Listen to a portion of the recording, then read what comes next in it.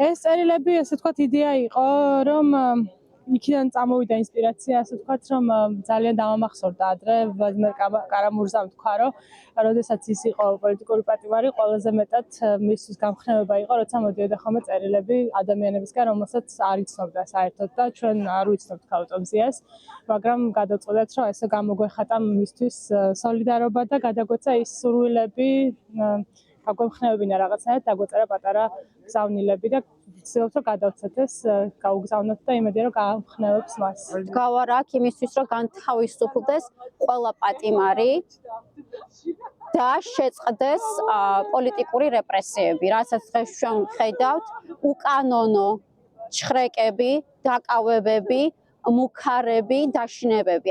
მოვითხოვ აი ამის დაუყოვნებლივ შეწყვეტას. და რაც მთავარია, აქ ვარ იმისთვის, რომ ზიას მე პირადად როგორც ნინო პაიჭაძე, როგორც სამედიცინო განათლების მქონე ადამიანი, რომელიც მუშაობს საზოგადოებრივ ჯანდაცვაში, რომელიც ძალიან აფასებს თითოეული ადამიანის ჯანმრთელობას და სიცოცხლეს. მოვუწოდებ, ვთხოვ, რომ შეწყვიტოს შიმშილობა და ამითი დაგვეხმაროს ჩვენ. მე ვარ იმიტომ, რომ დღეს მე განსაკუთრებით, ჩემი ოჯახი წევრები იყვნენ, ხალხის მტრები და მე ვარ ამ ხალხის შთამომავალი, ხო?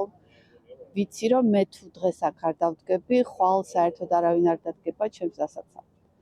ამიტომ მე მგონი ყველა უნდა დავდგეთ იმ ხალხის დასაცავად, ვინც ჩაგრება, იმიტომ რომ ძალა ერთობაშია. სხვანაირად ჩვენ ვერ მივაწვდენთ ხმას და სიმართლეს ვერ დავიცავთ. არ შეიძლება რომ ერთი ადამიანი ჩაგრებოდეს და სხვები შვიდად და წყნარად უყურებდნენ ამას.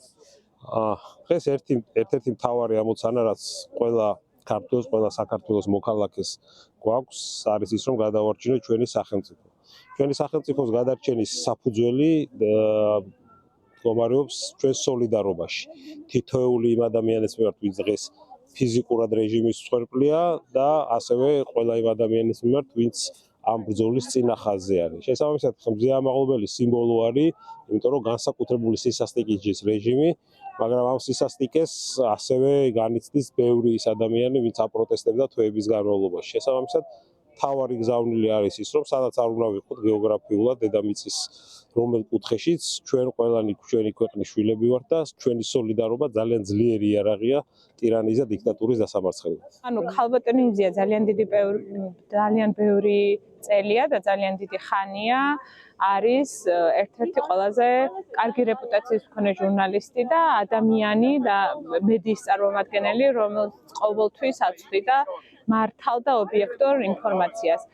ეს ჩემი აზრით და როგორც ფაქტები მიგვანიშნებს არის მასზე თავდასხმა და ასევე მაგალითის ჩვენება, თუ რა შეიძლება დაემართოს თავისუფალ მედიას, თუ ის ვერ აუწყობს ფეხს ან შეეწინააღმდეგება გარკვეული პირების ინტერესებს. ისინი ხშირად ამბობენ, რომ აი ადამიანმა რომ პოლიციელს სახეში ხელი გაარტყოს, თუნდაც ამერიკაში რა მოხდება. მე გეტყვით რა მოხდება, ძალიან ბევრი შემთხვევა იყო ასეთი და ადამიანებს არსად ასე სასტიკად დაარსჯიან, ასე სამაგალითო არსად დაარსჯიან სილის გაწვნისათვის, იმ სილის გაწვნისათვის, რომელიც არაერთ ათეულობით საქმეში საქართველოს უზენაესმა სასამართლომ ძალადობის კვალი ვერ დაინახა. საქართველოს სასამართლოებს აქვს განხილული არაერთი საქმეები სილის გაწვნასთან დაკავშირებით და სასამართლოებს სხვა შემთხვევებში ნათქვამი აქვთ, რომ სილის გაწვნა არ შეიძლება აღიქმებოდეს თავდასხმად და ძალადობად.